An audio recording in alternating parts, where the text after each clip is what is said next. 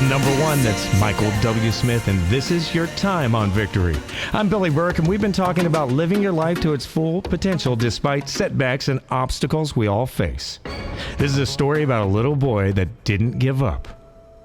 Born of Japanese and Irish descent, and having to spend most of his time with his Japanese-speaking mother because his father was off fighting wars for his country, this little boy entered kindergarten at a major disadvantage.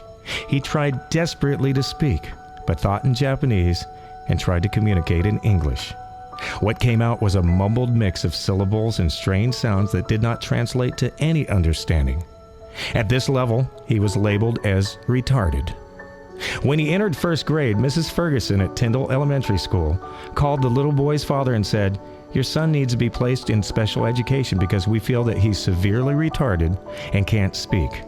The little boy's father saw the intelligence of his child at home and challenged the elementary school teacher to test everybody in her first grade class before such a major decision was made about his child's life.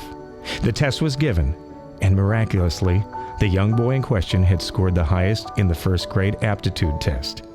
A landmark program was then put in place, and speech therapists were called in to help this young boy and others at no cost to the parents. Instead of recess like all the other children went to, this little boy practiced and practiced speaking into a tape recorder over and over again. Enunciation and articulation became a mainstay in his vocabulary and understanding.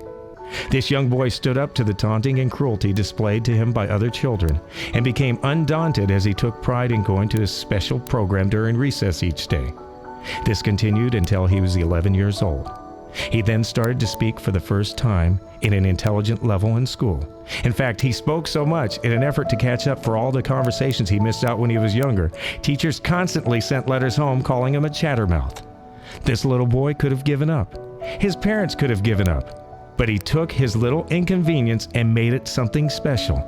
And it ended up putting a drive of excellence into this child that never ever ceased. This child who couldn't speak was me, Billy Burke. I speak for a living on the radio, and I share victory with you.